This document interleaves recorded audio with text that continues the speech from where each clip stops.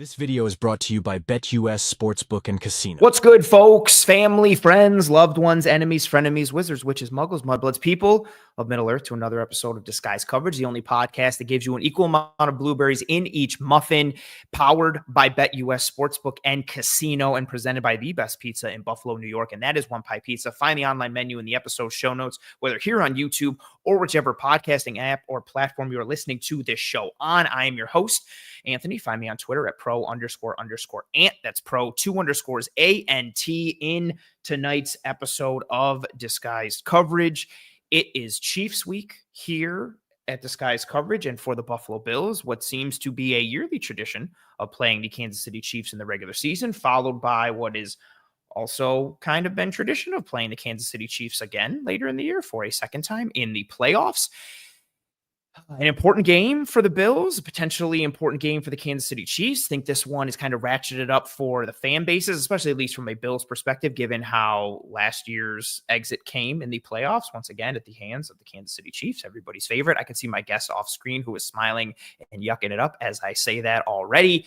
So we're going to dive into the critical elements and matchup pieces that will decide this game, as we are one to do here on the in-season episode of Disguise Coverage. So scheme, structure, X's and O's, player analysis, positional group breakdowns, coaching pieces, anything and everything is fair and available on the table tonight for a conversation in terms of detailing who, what, and how Bills versus Chiefs will be decided. And to do that and have that conversation, I said we, and that's because I am not alone in this episode.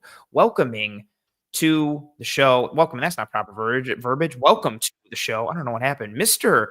Matt Lane of the KC Sports Network, who I believe you folks should know by now, because I've lost count. Matt, you and I were talking offline, which is why we were late. We always do. We talk a lot on the show, but we talk a lot offline. You're a good dude. I appreciate the hell out of you.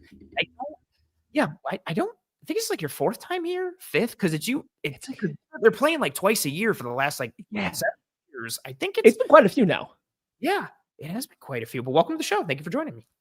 Thank you for having me on. Again, I always says I don't do a lot of like outside of KCSN podcasts every year. And not that I'm against it or anything like that. I just busy schedule myself. And then with all the stuff we do at KCSN and then real life, I don't have a lot of time to get a lot of stuff done. But anytime you guys, Cover One, come ask, I will happily make time, because I love coming to talk to you guys. We get along very well. This is my favorite rivalry. This is my favorite team for the Chiefs to play and go back and forth with, is the Bills, because I don't really have any animosity towards the Bills as a team whatsoever. Like the Bengals. Let's not go there. Yeah. But like with the Bills, I like the Bills. So so this is a fun. I love to come in on here and talk around a little bit. And I guess it helps that the Chiefs, kind of win every time it matters. Oh, that's really mean. What's funny is coming into tonight, I was already like, I wonder how long it takes Matt to sneak in a dig. Like last time, you kept it really in there until right before you left, and you snuck it in there and then exited out. That was really well played. But I you got it out early. I'm sure there's probably more that's bound to happen. But yeah, you're a good dude. And it's funny. This year I've kind of pivoted a little bit for some in-season stuff I've done. Instead of just doing the matchup breakdowns each week, I've done film breakdowns on specific aspects. I've done multiple Keon Coleman features and film breakdowns. I've done last week I did, kind of focusing on how Allen took what was given to him by the Dolphins defense, again, film breakdown. So I pivoted a little bit, but this one I was like, no, I'm going back to the regular format, because I could probably have Matt on. And I told myself, I was like, if Matt says he's unavailable, I'm just going to go back to the newer stuff I'm doing. So it's nice to kind of get back in the saddle again and have this conversation with you. And yeah, we'll see what happens in this game and potentially going forward. A bit of a different conversation this time versus the regular season conversation we had last time. The Bills were scuffling a little bit. The Chiefs were scuffling a little bit. We were sitting here having a conversation of this is kind of a really big, important game for both teams. Now, Bills are sitting there, 5-game win streak, 8-2. 8-2. The Chiefs are sitting there undefeated at 9-0 on the year after another dominating performance against the Denver Broncos. Let's go. What's funny? As they were lining up, I don't know why I was like, I didn't think it was going to get blocked. I was like, they're going to miss this kick. And then it got blocked, and I was like, that tracks. So this Chiefs team, 9-0, I think for a lot of people who aren't diving into them and watching them and probably hate them, it's a very unimpressive 9-0. They shouldn't be. They should at least have 1 or 2 or maybe 3 losses. I can't believe they continue to pull these games out, yada, yada. What or who or what are the Kansas City Chiefs right now? Are they truly like this 9-0 team? Are they a very vulnerable 9-0 team? Like, I always know the old adage from Bill Parcells, like, you are what your record says you are. But what's your take, kind of temperature check of this Chiefs team, given where they are in the season and what their record says they are? This is like the most loaded question I think you could possibly ask any Chiefs fan right now, especially like when you're not in the heat of the moment and just kind of being like pure fan of like, haha, we're the best because we're 9-0, back-to-back world champions, yada, yada, yada. They got won 3 in the last like 6 years. When you're not going through all that, you're like looking at this team, they're 9-0, but they have all these one-score wins. And even some of these one-score wins, like they do seem lucky. Yeah, they do seem a little lucky when you watch them. Now, I will push back that it's not luck because you watch it, how a lot of these go down and like stuff. It's a lot of good plays being made by the Chiefs. Like these, not just missed field goals. This isn't just like completely random plays that the Chiefs don't play a part in. So if I were to say what the Chiefs are right now, they are a very good team that is still going to be very different in the playoffs than they are right now. This team is not going to show you their final self right now. You're not going to really see that until it matters into the playoffs, but they are a very good team right now that knows how to win. I just simply knows how to win. It sounds very cliche. And this is the annoying, you had to listen to Tom Brady and Bill Belichick talk about this for 20 years. Isn't it sucked when you were on the other side of it? Now being in those shoes though, I get it. Cause they just know how to win. You want to make them win with defense. Fine. You want to make them win on offense. Okay, you're going to make them win on special teams. Sure, why not? We saw that your starting center who kicks over to play left tackle in your field goal game can end up on his back looking like a dead bug every time they kick the ball. We're going to go ahead and put our strongest player over him and see if he can block the kick because he got really close 2 other times. Like, they just know how to win. And so it's so hard to answer the question because they're not playing great. They're playing a lot of C+, B- games, but they make their opponents play C+ and B- games. And the Chiefs at a C+ are better than any other team at a C+. Like, if that makes any sense. And they're really good at pulling you down into the muck with them. That's a really good way to put it. And I think at a certain point, right, I think there's a level of luck that's involved in all sports. I don't care what it is.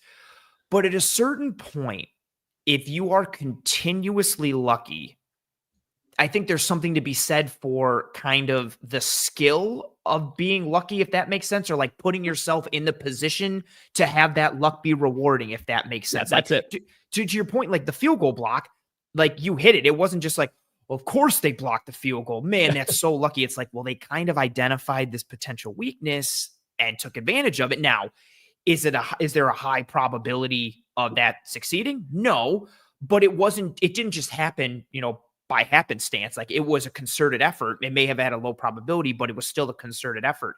And yeah, they've just really kind of worked themselves into, when I put them into, and I don't feel this way about them like this team I'm about to say, and I know you watch a little bit of soccer. For the years that Real Madrid has won all these Champions League titles, so many of the years at the end of the year, I was like, I don't think Real Madrid's like the best team. They would have all these ridiculous, like, penalties that were called, or these, even last year against Bayern Munich, where Neuer like boots it off his own foot and they score. And then what happens with Mueller later in the game? Like, there were all these things where it just continuously like was falling in their favor, and all these ridiculous things were happening. But at the end of the day, I was like, well, they're a really good team. They're well coached and they have like really good players. So I guess that kind of falls in their favor. KC, I think this year's iteration is the closest to that. And I think people are just so frustrated because of where they are from like a kind of dynasty, quote unquote, perspective. But it does just seem, very unimpressive. And I think unless you really look under the hood, it looks like they're just kind of, I don't know, falling like into these wins rather than kind of creating them themselves. No, I fully get that, especially from the outside. If like I remove myself from like my fandom, there's a handful of games that you can come out here and say like, hey, like there was some luck here involved, or how do you win that game? No other teams getting that luck, making that play, whatever it may be. And like, I think you kind of nailed it, right? Like, luck obviously plays a role in anything. Like, all these guys, they're professional athletes. They're the best players out there. There's still going to be a little bit of luck on which way the ball bounces off a tip. Yeah. Does a player catch it? Does he lose it in the sun? Like, any of this stuff plays a little bit of luck. The Chiefs are really good though at putting themselves in the right spot to get lucky. They are constantly in the right spot. And like this year, I do think that what they're doing this season seems even more so than last year, years past, where they know that's who they are. They know it's going to be a lot of close games, but they know they have to win in other ways. Last year was about them figuring that out, right? Last year, they were struggling all year long. Patrick Mahomes was trying to make all these plays happen and like realizing, okay, I have to trust my defense this year. The defense is going to have to win some games. They know that this year. They came into this year saying, hey, our offense is going to go through some ups and downs. We're going to have to make plays on the other side of the ball, and that's okay. We're going to have to do this to win, and that's okay. And I think they've just fully embraced it really doesn't matter what it looks like. Put ourselves in positions. The game will be close at the end, and we trust ourselves to make the play. I almost consider it kind of like in Tiger Woods' heyday, in Tiger Woods' prime, no golfer wanted to see him on Sunday in their group. Like nobody wanted Tiger Woods, even if they were in the lead, nobody wanted Tiger Woods to be in their group wearing that red polo on a Sunday. It wasn't even that he played amazing on Sundays. It was that everybody else just kind of started to play worse, and he did just enough. There was a stretch of time where that was every single major, right? That's kind of what the Chiefs are like right now. You're in an important game against them. It's going to be close, and that fourth quarter rolls around, and all of a sudden the Chiefs are hanging in there. You don't know who's going to do it because it's a team game, but someone's going to make a play and force you to next. And are you ready for that moment or not? More often than not, right now, teams aren't. Teams haven't been for the past, half decade now. It's just because that's, it's kind of they hit that point right now where it's a little nerve-wracking to go up against them in a tight game down the stretch. Yes. And I love that point. I love this comment here that echoes that. It seems that to beat this Chiefs team, you have to lead by 2+ scores and keep that lead. If it's a 1-score game, the Chiefs will find a way to win. That's literally like where I'm at. If it's in the fourth quarter and the Chiefs are down by 3 or down by a touchdown, I'm literally like, I've seen this movie. I know how it ends. I don't care who they're playing, especially if they're playing someone in the AFC West.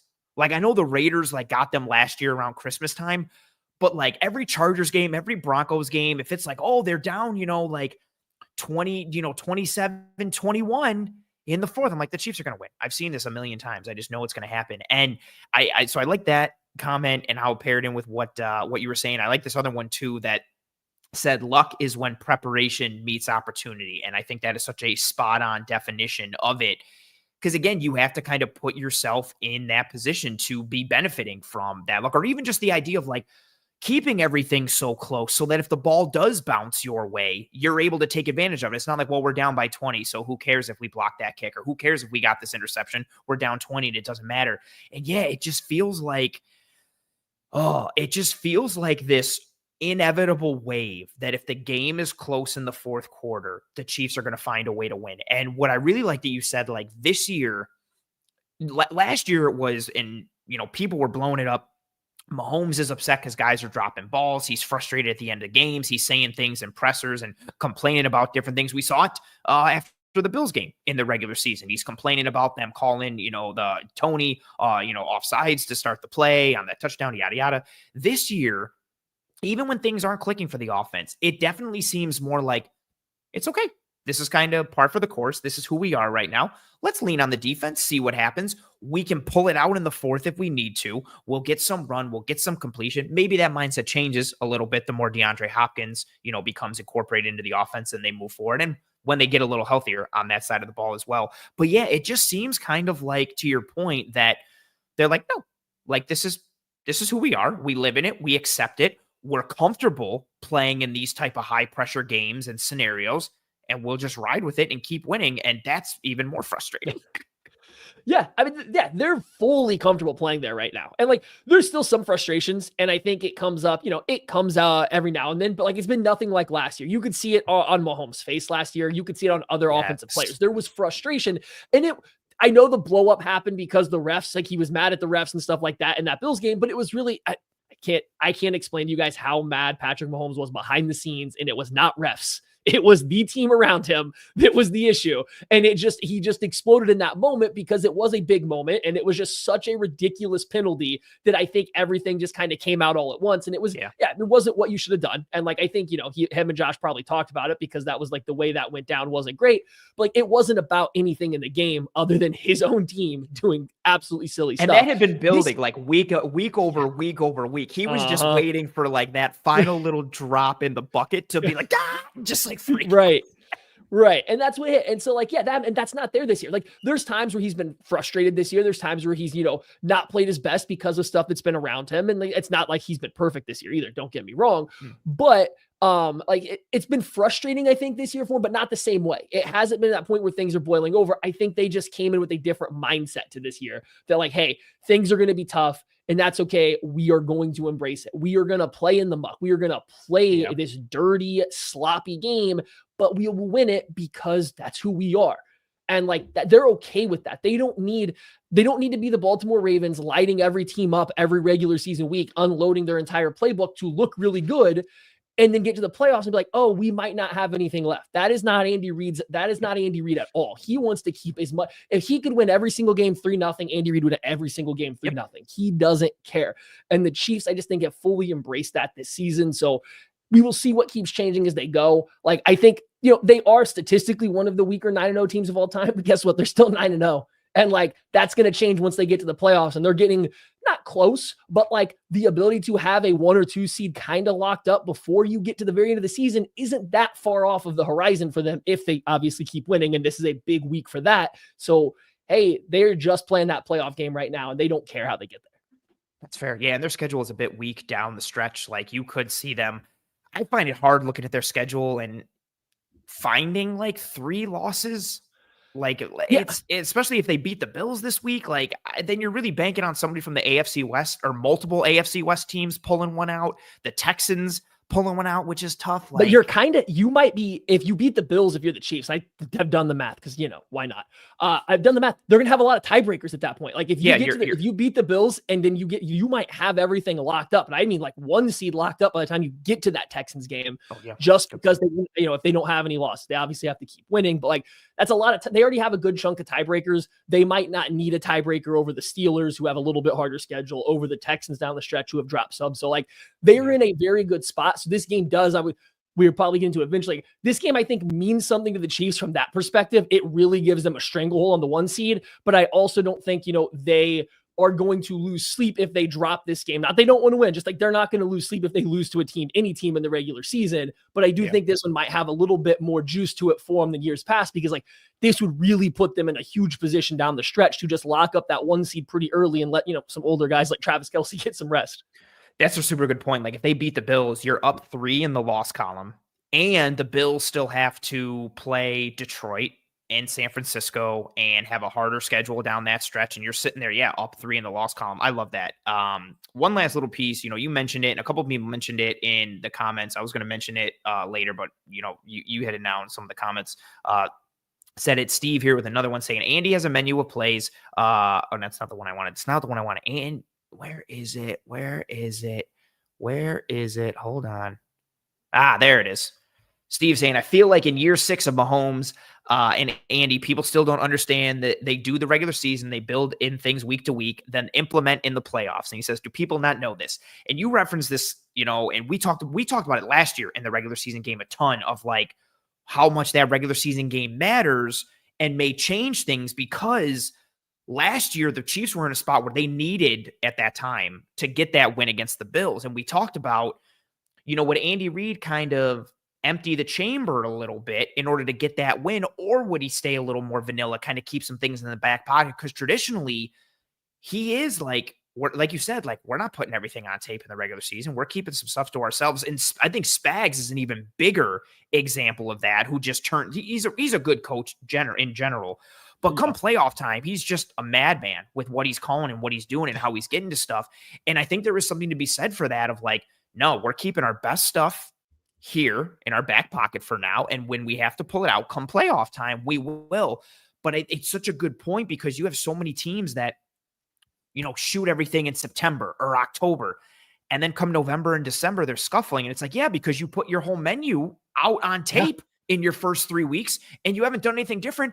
Everybody knows who you are, even before they get the full regular season sample size. And the Chiefs, I think, are so good at that, of finding ways to win. And even if they don't, being comfortable enough with who they are to be like, it's fine. When we play them again, or once we get to this, we know we got them with A, B, and C, and we didn't show it in this game. They want to win. They're not sitting there being like, no, we don't care. Right. But they are keeping some stuff close to the vest, and you see it year after year, time and time again. Yeah, and I mean, it's that, and a lot of teams are going to do that, right? For sure. I'm not saying nobody else, but like Andy Reid is very much like known for doing this. And I think it's only been more evident with the Chiefs and Patrick Mahomes because like eventually talent just does kind of win out sometimes in the NFL. Eventually your talent is just better, so you win. So if I don't have to show everything and my talent can win out, why not? And if we lose 2 to 3 games in the process, but we get to the playoffs without showing everything, that's fine. And so like Chiefs in the regular season, very good football team, right? Like one of the best in the NFL, if not, but you get them single game plans. Like when we're talking single game plans, both on both sides of the ball, Kyle Shanahan might be the best offensive mind going in football, or whichever, Shanahan tree you got anybody wants to pick right now. I'm not going to argue. Ben Johnson, maybe he's up there. They might be considered the best offensive mind. Like 1 week, I don't know for a specific game plan. No, anyone's still better than Andy Reid. He still for that one game might be the best on the offensive side. And I have probably even more confidence that Steve Spagnuolo is better for one game on the defensive side than Andy is on the offense. Like there is nobody that schemes up just a random one-off game than Steve Spagnuolo right now. And it is, you're right. He's wild with it. You just don't know what it's going to be. So you get to the playoffs and you like for the Bills last year where they have to they need to win every game down the stretch. They kind of do have to show all their cards. Or you get the Ravens who like to show all their cards and dominate teams. You get to the playoffs and Spags is like, oh, well, here's this giant Rolodex menu I have of things they like to do. Here's all these different ways I want to counter stuff I know that they like. And so I really do think the Chiefs rely on just getting their off talent and, good general football coaching. And then those single game plans, those one and done game scripts come out. And it's just like, oh, this team is entirely different than what we just saw for 17 weeks. And we got to figure out live how to react to that. And that's really tough to do. Yeah. And that's such a good call. Like those one game, Game 7 moments, oh no, who are you? You're going against Reid and Spags. And yeah, to your point, I would kind of argue Spags might even be better. And it's the fact that they're on, that's such a huge component too. And we talked about it the last time, they each can just run an entire side of the ball. My joke is always I imagine Andy Reid just walks down the hall and pokes his head in the defensive room, was like, hey, Steve, you good? And he's like, yep. He's like, all right, cool. Thanks. And just keeps on walking. Reid just gets to focus on the offense. Spags gets to run the defense. You got, and you even get, similarly with Lou Anarumo in Cincinnati, you've got this dude who he's also very good, one game, defensive mind, so great at that. Tell me about it.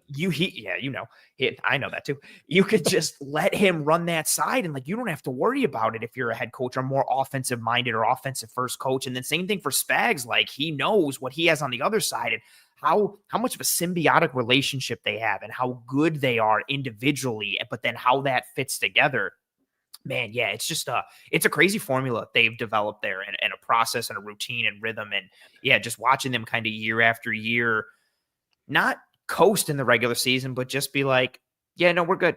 Everything will be fine come playoff time. And you just, and especially after last year with I feel the last thing, I don't know if this existed in their minds, but the last thing that people were clinging to was well, they get to play in Kansas City every year. Imagine what happens if they don't get to play in Kansas City. And then they were like, okay, we'll go on the road in the divisional round and the AFC Championship. We'll kind of see what happens there. Even man, I'm thinking back to the AFC Championship game. Even Zay Flowers falling down short, and then the ball gets punched out by Snead. Of course, there's just they just seem to make those plays with regularity, and that's on top of having this good one-off single game plan on both sides of the ball.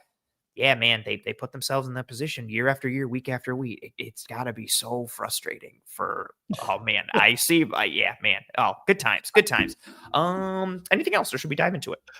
No, I think we can dive into it. I think that's a pretty good intro to what the Chiefs are right now. Because again, it's not always going to look great, but I think we kind of explained through a little bit of the process and why it might look a little fool's gold, but calling it fool's gold might actually be the ultimate trick. When the games matter. Now, it's not that this game doesn't matter. I don't mean that, but later on, this is everything that these two teams are doing is geared towards the playoffs. You just got to be honest about that. So everything from now till then changes. Right now, things are going to look one way. They'll look different later for both squads. And I just think that, the Chiefs really do lean into that. So that's why some of the week 9-0 stuff doesn't ring home for Chiefs fans. Cause we know they're going to be better when it matters more later on. So call them the weakest undefeated team, doesn't hurt our feelings. They're undefeated and they're going to get better. So okay. Yeah, that's exactly it. And if they were 9-0 or 7-2 or 6-3, you're still going to get better Chiefs stuff come playoff time. So it balances out. I think that's another little added layer that makes this game so interesting because they tend to see each other down the stretch again, and say the Bills do win this game, you're in good shape to be either the 1 or the 2, which means you're probably not seeing Kansas City until the AFC Championship. And so there's so much of like, to beat the Chiefs, how much do you have to unload to beat them in the regular season? But then how much does that hurt you for the second game in the playoffs in terms of showing your hand too much? And like, once you start having that conversation as a football team, I don't want to say you're dead in the water, but like, it's almost like you're psyching yourself, the mental side of it. Cause it's like, oh, should I call this? Should I put it in the game plan, or okay, I called it. Now you're in the playoff game. You're like, oh, do they know that we know that they know what we called last time? Are they snuffing? It's just you go round and round. And then the next thing you know, you've lost and you're kind of sitting in the same spot like you were the year before. Man, I really do think Bills versus Chiefs and how the Chiefs operate in general is such a good like example of the chess match of football and how mental it is and how much that strategizing goes into what pieces you move, when you move them, how you move them, and then how it connects down the road. Like you have to call stuff to try and win in that moment, but then also make sure you're not hurting yourself in the future down the road. You don't want to win the battle and then lose the war if there is a war coming down the pike in the playoffs. Man, it's just good times. I'm pumped to have this conversation. All right, I'm going to switch the banner. It says critical elements that will decide Bills versus Chiefs. Like I mentioned in the intro, but in case you folks didn't see that, for those of you playing at home, myself and Matt will be going through our top 3 matchup pieces that we think will decide Bills versus Chiefs. It could be as large scale or as granular as possible. It could be one specific player, one player versus another, an entire side of the ball. Anything and everything is up for grabs, scheme, structure, players, position groups, anything and everything. We're each going to alternate, give our answers. Matt, you are the guest. You can go first. I don't know if you have them ranked in terms of importance. If you do, feel free to say which one or start however you choose to do so. The floor is yours. All right. So, you had said that you did a little something different this year in some of your shows and stuff like that, getting a little bit more into some film room stuff and not just all this. So I did come to this with a little bit different mindset than normally. Normally I have a bunch of stats and I've really detailed it down. Not that we can't get into that, but I kind of going a little bit more vibey with these right now because I know this match comes later and this Chiefs team's really hard to like get nailed down right now. But the biggest thing, how healthy is Wanya Morris? Because if Kingsley Suamataia has to play, this game will get ugly, and it will get ugly fast for the Chiefs offense. It has been unplayable when he is out there. The offense, not only can it not function the way they want it to, it can't even function in the dysfunctional way they have to because it's been that bad. He just has not been playable when this last 2 games that he has played significant snaps. And it sounds like Andy Reid said Wanya Morris is going to be healthy enough and is expected to play for this game. But you never know. Andy's a little coy with his injuries a lot of times. And I have seen enough now to know that at that left tackle spot, if Wanya Morris is significantly hampered in his movement, or if Kingsley has to play, that spells really bad news for the Chiefs. And I don't know if they will have the answer ready to get by with that right now, given what we just saw this past week. How worried? So with that, right, and the potential of like Kingsley playing for Morris, how much of that is just general worry based on his play versus specific worry with what you've seen from the Bills' edges or what you think the Bills' edges are capable of? It's more specific to Kingsley's play so far than it is the Bills. However, I think the Bills have done a very good job against the Chiefs of understanding how to rush them. They have done a good job of learning how to mostly, not fully, but mostly contain Patrick Mahomes, how to throw the right kind of stunts that consist of those long loopers from the backside coming out and around to kind of surprise the Chiefs tackles because they're bad at picking on those and stuff. They're bad at picking those up. So it's a combination, a little of A, a little of B, but it's mostly just his play. Like, I think the Bills have enough guys that they can throw out there over and over again against him to where he's always going to feel threatened. He's never going to be able to feel comfortable and like, hey, this matchup's okay for me, because we haven't really seen that for a while from him. So yeah, it's a little matchup specific, but it's more so like they just need him not to play to really have a chance versus a quality defense at this point in time. I like that point from in general, but especially from the perspective of like one of the areas that worries me consistently about this Bills team is the front, both from a run defense perspective, but also from just like a pressure perspective. We know what the Bills are at this point, like 4 down, rush 4, play coverage behind it. You're not really going to blitz. If you do get a blitz, it'll be like a simulated or a creeper. Maybe that changes once Matt Milano comes back. If you get some 5 and 6 man stuff, they were dialing up some really good 5-man stuff with him and Bernard last year before Milano went down. But you look at this Bills team right now, they have a pressure rate of 32.4 on the year, which is 22nd. And I look at Morris, who's there at left tackle, or even if it's not him, and it's Kingsley. I always say Kingsley because I butcher his last name all the time. I did it through the draft process too. I was always like, oh, just Kingsley. Yeah. BYU left tackle. Yeah.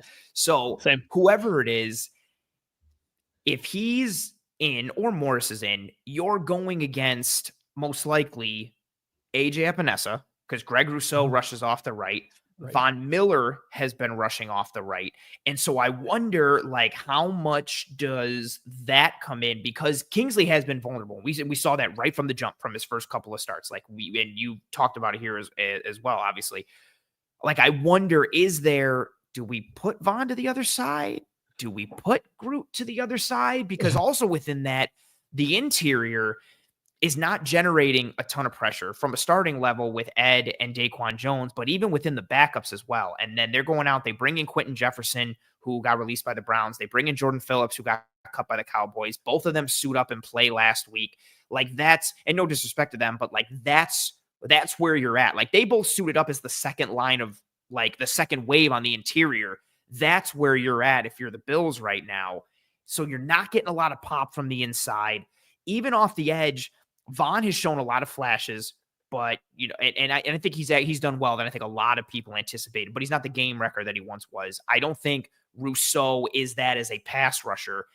AJ Epinesa honestly flashes the most dominant reps, but it's very still kind of like roller coastery and hit or miss. And I wonder how much I wonder where the pressure comes from this game if you're the Bills, because the interior hasn't been consistent with it. And then the Chiefs interior is friggin' Tooney and Humphrey and Smith, which is a good interior. The weakness is the tackles, but your strength isn't necessarily like, you know, horses coming off the edge. I really do think it's almost kind of like like the immovable object versus an unstoppable force, like in a bad way though, and seeing like who loses first. And I think that's a really fun point. So if it's Kingsley, I think the Bills, if I were to be coaching them, I would put probably Von Miller over there because his flashes are still of the speed, the dip, the ability to just run around somebody. And that is what has absolutely killed Kingsley. I mean, there's a lot of things to have, but that's the biggest thing is guys are getting pressure without even touching. He's not even touching them. Right. Yeah. They're not even able to touch him coming. He's not able to touch guys coming around. So Von Miller still has that speed, or whoever has the most juice would go that route. Maybe if the Chiefs interior offensive line is playing better, they can protect it a little bit. It's just, I'm expecting Wanya Morris to play. I want to be clear. I expect Morris to play because that's what Andy Reid told me. This is my biggest fear going into it though, is that if Kingsley has to play, I don't know if I have the faith that they will have an answer ready to go. To the point of like, you know, the interior has been very good. Last week was probably one of their worst weeks in a while. So I would expect a rebound game. They've been over the years. They have done a pretty good job when they don't have their best game. Those interior guys in particular do bounce back pretty well. In the past, Ed Oliver's the type of rusher that gives Trey Smith a little bit of issues one-on-one because he's a little bit quicker. He's got the lateral agility. Like that does give Trey Smith more trouble, but Trey Smith also shows up for big games as well as any offensive lineman. It's like he really does relish these matchups with the other like premium interior guys. So if he sees Ed Oliver in that light, especially coming off of not the best game, maybe he can continue to hold his own, have one of his better ones there, and maybe you can get by with, you know, a lackluster left tackle, whether it's a hampered Morris or Kingsley. We will see. I think the Chiefs, you know, pass protection, though, is something to watch in this game because if the Bills have the same success that the Broncos did rushing the passer, it gets a lot more difficult for this Chiefs offense. Yeah, I was surprised. I guess I shouldn't. I don't know what is kind of stopping me from holistically buying into the Broncos, but maybe I mean, well, yeah. I started to a little bit, and then they got completely housed by Baltimore, and I was like, okay, there it is. And then they came out against KC, how they did, and I was like, oh, do I need to get back on here? And like, I watched the tape and I was like, oh, like, especially with how much like man coverage they were playing on third down early and like everybody was locked up. And then what you were getting up front from JFM and Allen and like that whole crew, I was like, oh, like, okay, like maybe maybe this is a little real. But yeah, I kind of I like that opening point. That's nice. I always list mine, and then like based off of what the first one is from my guest, I never know where to go. All right, I'm just gonna start an order from mine. So this one is a legitimate number one for me. So I ordered them this time. Usually I just cheat and I'm like, they're all equal.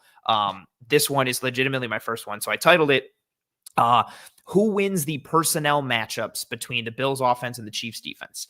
The foundation of the Bills offense, despite having Josh Allen, is the run game. And then from there, or like kind of tied into that, it's their ability to put defenses into a bind by being able to run and pass, whether condensed or spread, from multiple personnel groupings, 11, 12, 13. They can get to some 6 offensive lineman sets, work in some play action. Not enough. They need more play action. I don't understand why they're not spamming the hell out of play action. Like, they need to be like Lions rate, like near 40%. They need it. Conversation for another time. But this works for the Bills because they have players at wide receiver and tight end that can live in both worlds when it comes to the run and the pass, as blockers, as pass catchers, because of their mix of athleticism and size. So at a basic level, they can dictate the defenses if you don't have the right body types or skill sets. Can your nickel fit the run and also cover? If not, do you have a third linebacker that can do that? If not, do you have like a third safety or a big nickel that can do that? And based on your answer, the Bills press different buttons and pull different levers accordingly to attack you. With the Chiefs, however, just from a personnel standpoint, forget Spags and scheme and structure and all that. Just from a personnel standpoint, the Chiefs defense can answer a lot of those questions that the Bills offense likes to ask. You have Trent McDuffie, who's got inside-outside versatility. I also love that he's been playing good on the outside because so many people, I was on McDuffie and McCreary were 2 corners I loved that year, and I loved McDuffie. And I still bemoan like that he got picked by the Chiefs, and no disrespect to Elam, but I just wanted McDuffie. And people always would come back and be like, yeah, but McDuffie's in the slot. The Bills didn't need a slot. And I'm like, no. Casey, put him in the slot. He can play outside. I know he can play outside. I watched 9 games of his at Washington his final year and more from the year before. That dude can play outside. So I'm glad that he's having some success outside there. But you start with him, McDuffie, inside-outside versatility, coverage, plus run capability. Then you're comfortable working in 3 safety sets if you're the Chiefs, with Kamari Connor playing that big nickel that allows you to not be deficient in the run or the pass. They'll also go with 4 safety sets and put Jaden Hicks on the field and throw you for a loop a little bit. Then you can also flex different groupings at linebacker with Bolton, Tranquil, and Chenal, depending on kind of what you want to do. And that's not taking into account all the variations up front, blitz packages, third down packages. Hey, we're going to take Chenal and put him in at defensive tackle and put Chris Jones out at edge, or we're going to cover up your center with Chenal and go 5-0 and make you go man and then drop out and do all this crazy stuff that we like to do. The Chiefs just naturally, because of their personnel and how they're built, they can play personnel chess with the Bills and have good answers because of how they're built. And again, that's not taking into account all the coverage and front creativity Spags utilizes. So I'm very much looking for who erases who beats who, and the chain reactions that result, because the Bills have answers for whatever most defenses have. The Chiefs have answers for what most offenses have. And I'm interested to see kind of how that clashes. What do the Bills lean into? What do the Chiefs lean into? Are they because again, just from a base, if you want to be the Bills and be like, oh, we'll go 12. I think the Chiefs are like, cool, we'll just stay in nickel with Kamari Connor as our nickel, and Connor's probably going to beat up Dalton Kincaid as a blocker. We think, if I'm the Chiefs, I think I have an advantage there against the run. So, like, I'm very interested to see, I think that's the starting point for that entire side of the ball.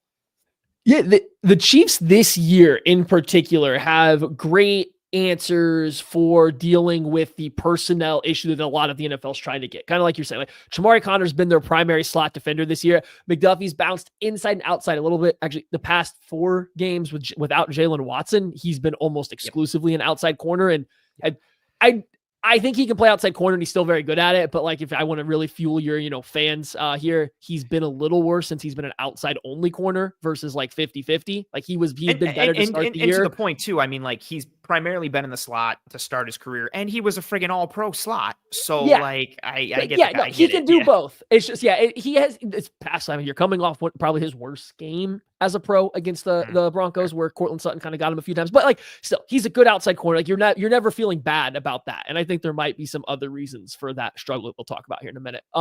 But personnel wise, Connor's great in the slot because he can play the run. Or if you're trying to get him on a tight end, not these locking down tight ends, but that's a good matchup for him. He can play man coverage or the match coverage that KC likes to play against tight ends just fine. He gets in more trouble against shiftier slot receivers. And if you're going 12 personnel, they do a pretty good job of keeping it, limiting him to not having to always be on those kind of guys, the shiftier players that can lose him a little bit in their route. So finding coverage, good versus the run. But the big difference this year, in the past, you get Steve Spagnuolo to play base coverage, you have a heyday. That ain't the case this year. Leo Chenal has been so darn good this season. When you get the Chiefs out there and to play base defense, you're like, we got this because now we can go into the pass plays, the play action stuff. And the Chiefs have had enough good players all around to, make things happen there. Chenal's gotten a little better in coverage. The safeties are playing well in coverage. Like, they can handle a passing game out of base, but you've been able to run on them in base coverage. It's because they've done a really bad job of fitting up very specifically, and the Bills have done a great job of it. Just like insert runs, whether it's power, whether it's a lead play with a fullback, like they have done a really bad job handling runs, fitting runs when the blockers are inserting along line of scrimmage. That doesn't matter when you have a linebacker that can beat a guard at the point of contact and reset the line of scrimmage back 2 yards. And that's what Leo Chenal has given them relatively consistently this year. He is just destroying opponents' run game when he's out there. So you almost are better off trying to keep him off the field if you want to run the ball. You are almost better off trying to run out of lighter personnel so that it is Shamari Connor, who's still good versus it. I mean, there's a reason the Chiefs are like number one in the NFL against running back runs. They're very good against the run right now. It's just like, so they do a good job of handling personnel stuff. And a lot of that is Leo Chenal has been excellent when he's on the field. And I don't think you can overstate how important that has been for the rest of this defense to know that that guy can essentially play the run like another defensive lineman. His career trajectory, I shouldn't say trajectory, like his career thus far, I liked his tape so much coming out of Wisconsin. He had some of the most dominant reps from a flashy perspective, but I was like, how does he live in the NFL? Because he's kind of run down specific. And you saw him just little by little, getting used in sub packages with the Chiefs, but showing up in those moments, big. He's, like you said, he's crushing linemen left and right. He's crushing tight ends. And I spoke on one piece earlier, I like the pass rush stuff on third downs where it's he's going to be our 3 tech, or we're going to line him up at 1 and 1 tech and drop him out or do these crazy things. Yeah. It's such a fun job. And, and I kind of put it from a complimentary perspective with the Chiefs, right? It's such especially now with numbers being weird for players, but the Chiefs are kind of traditional with it. It's so watching Chiefs tape and trying to figure out who is where and who's doing what is such a pain in the butt, watching tape, because you're how did this guy get to the flat? He was lined up at the other edge on the other side of the field. What is happening? Who rushed? Who dropped? Who's in? Yeah, it's especially when they get into the 4 safety stuff. And I'm going to talk about one of them in my next points. Yeah, just seeing how they get to everything. You have that creativity that Spags has, and what he's able to throw at defenses, or offenses, I should say, in terms of disguising and what coverages they run and how they run it. It's really well done from a schematic perspective and a creative perspective, but he's able to do that because of the body types and the skill sets that they have on that defense. And he's so good at just kind of playing puppet master and putting guys in the right spot to succeed. And it's a bit of kind of what came first, the chicken or the egg. These guys are being maximized by Spags in this defense, but he's maximizing them because they have the body types and skill sets that can be maximized by him. And it really is I also gravitate to what the Chiefs do. And again, it's a lot of it's my second point too. The type of defense they play stylistically is how, if I was defensive coordinator, that's the type of defense I would play. And I also think, given how NFL offenses are shifting more towards, bringing the run game back, more 12, more heavy 11, more 13. I do think the next answer for defenses is an athletic actual linebacker or more 3 safety looks where your nickel is actually a safety who can do like what Kamari Connor is, or even what, the Chargers do a little bit now where they're rocking Gilman and Molden at safety and then Derwin is that big nickel, or what the Cardinals do with Buddha and Jalen and then Demerson now. Like, I think that's the next wave, and the Chiefs are built for that because they've got 3 safeties already. And then depending on how you feel about Hicks, they might have a 4th. And then what they can do with the linebackers, yeah, man, there's just a lot of really fun personnel stuff they can do. Yeah, so from the personnel side, I think they can handle what Buffalo wants to throw at them. And I don't mean this as a negative because I really like the tight end tandem that Buffalo has, but the 12 personnel from Buffalo I don't think is going to scare the Chiefs from a run blocking perspective. Yes. I don't think they are going to see those tight ends and be like, oh, we have to play this differently. We got to be afraid of getting our butts kicked, right at the line of scrimmage because they have 2 tight ends out there. I don't think they'll feel that way. I think they feel plenty confident with their 2 or 3 linebackers or Connor or Justin Reed taking on a block from good blocking receivers and then a Kincaid or even a Knox. Like, I think they just feel okay with all that. So from the personnel side, I agree. I'm going to parlay this right into my next point, though, where I think the Chiefs are going to be in a pickle here, though. That cornerback room outside of Trent McDuffie, and even if you're going to include this last game with Trent McDuffie, a little worrisome right now. Jalen Watson was playing excellent football this year. Like, the Chiefs didn't feel the loss of L'Jarius Sneed at all the way Jalen Watson was playing. Great point. I really was like, ooh, that's going to hurt hard. And then Watson, I was like, oh, like typical. I was like, oh, of course, like Jalen Watson raised his game and they're not missing it at all. Fantastic. At all. Right. And then he gets hurt. And so they hadn't had Najee Johnson. So Joshua Williams and Jalen Watson have been splitting reps in the years past.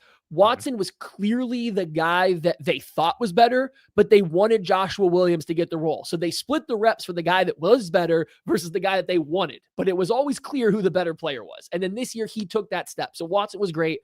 Joshua Williams actually lost his job to Najee Johnson, who up until last week hadn't played a significant snaps in the NFL. He barely played as a rookie because he was deep down the depth chart, missed all of last year. And this year he was playing, he kind of got to the third corner spot, and now he's starting. And so the first game he's in there is against the Denver Broncos. We don't have a big sample size, so I'm sure he will get better because he has such little experience. But it was not pretty. The numbers, the stats don't look bad, but there's a lot of plays where he was giving up a lot of separation. There was a lot of plays where if you go back and watch, safeties are really having to cover up for him getting beat pretty badly, and that's leaving a lot of open space downfield. They're obviously going to play the Broncos and the Bills a little differently in terms of their coverage. They won't do so much single high or anything, but there was a lot of times where a safety had to completely vacate where he would normally be or not decide to take a deep route because somebody else was wide open working on Najee Johnson. If you scheme stuff like that up open again to where a safety has to get out of position to protect him, there's going to be some big plays to be had. And so far this year, Chiefs have been great at stopping explosive plays, but I'm starting to see a little openings in there with this cornerback room right now and how the safeties are having to cover for them. And then to the next point of that, even actually, you can respond to that. Then we'll come back. So I have a building off point off of that one too.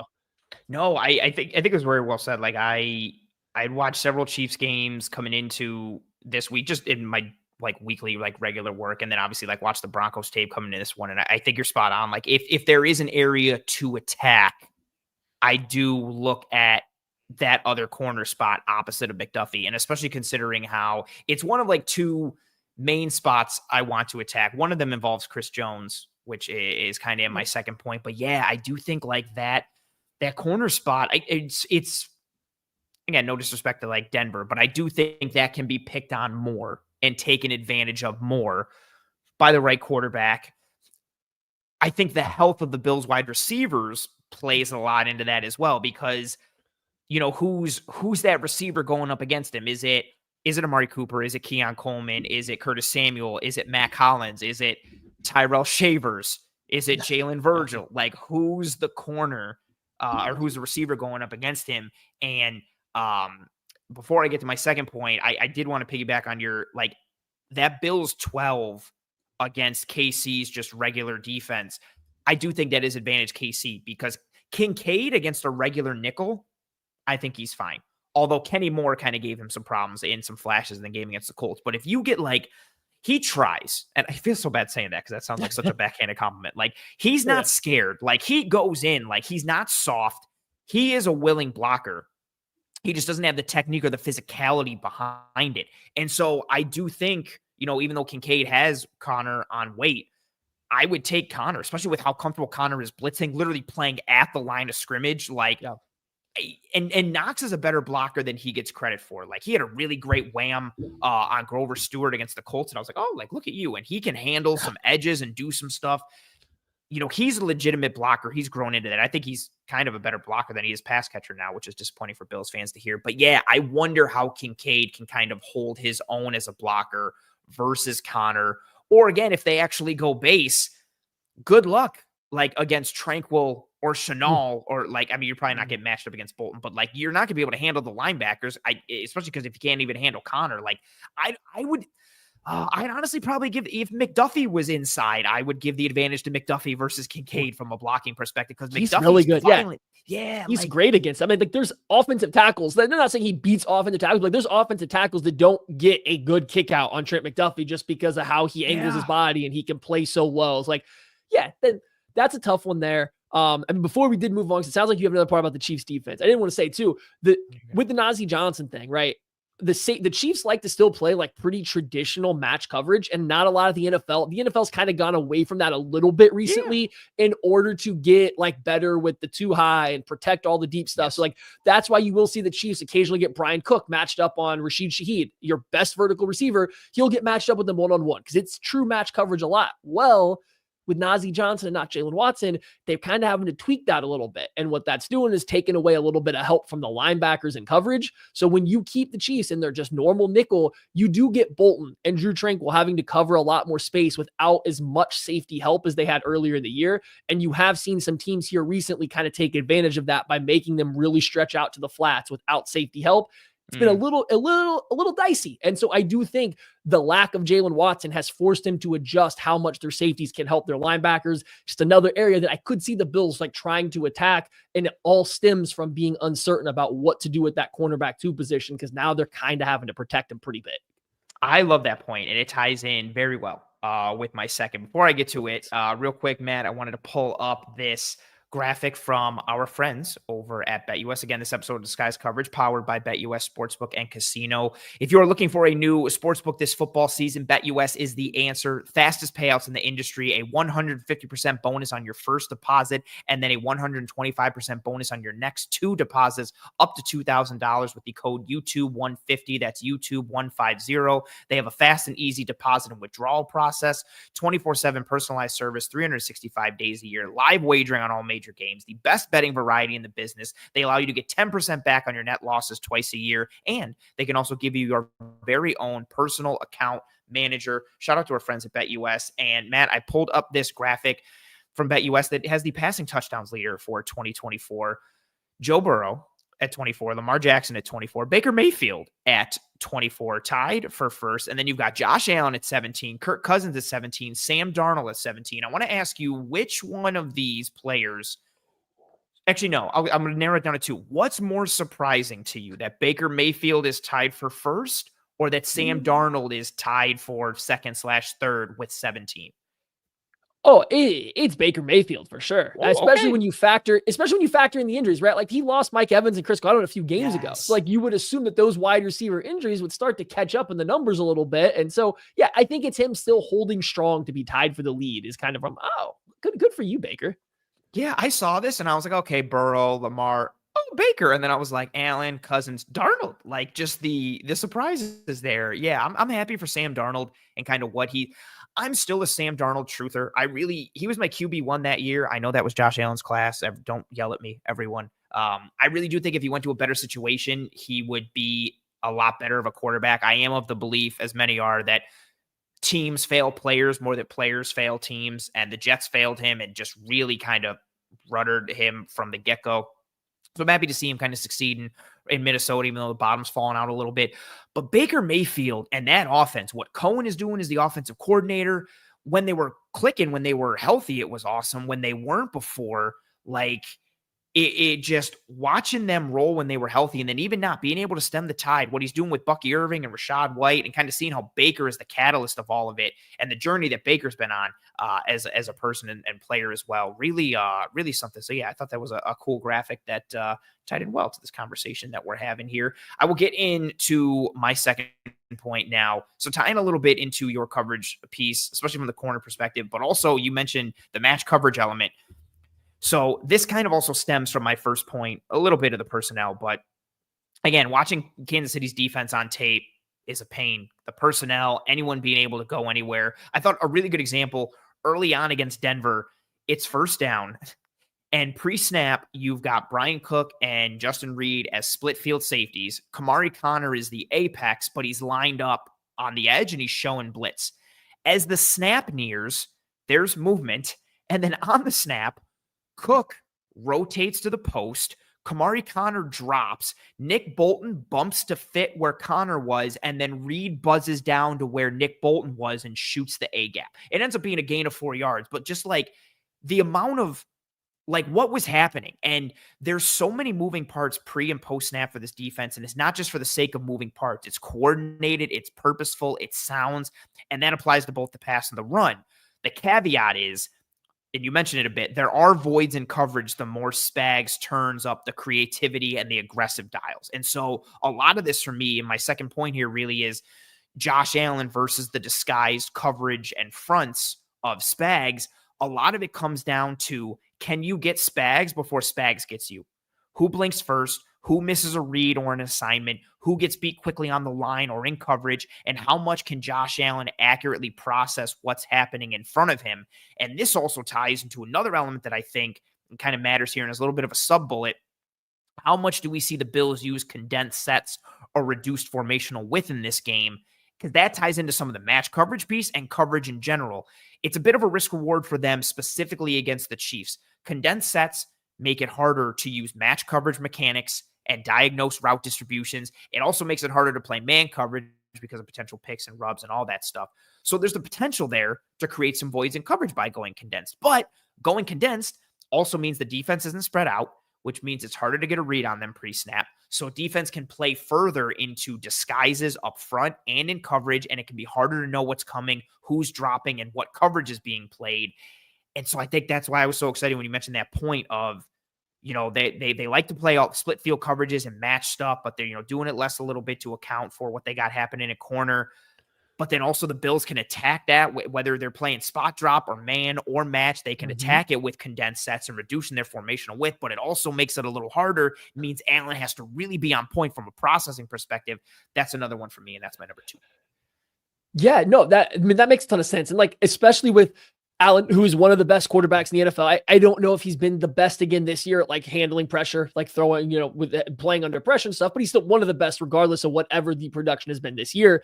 He's really good in those moments. Like, even if you get him, you don't always get him, like, if that makes sense, right? So like if you're Spags and maybe you get a blitz or a pressure that gets home and you kind of confuse him for a second, if he avoids it or if he just happened to deal with it and throw the ball somewhere else, he can find those voids later in the play or where he wasn't initially looking. So that already right there is enough to say, like, this is one of those games where just because you cook up something that works, if you're Spags, it doesn't mean it's always like the execution's always going to be there. It doesn't mean it's always going to play out the way you want. So yeah, that's a big part.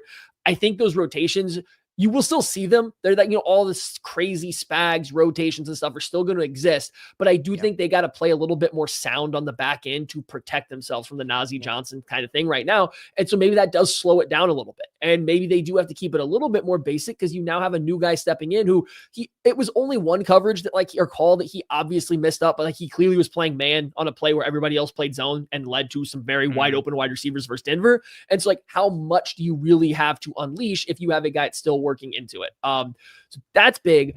I do like the condensed versus spread out thing though, because here it is.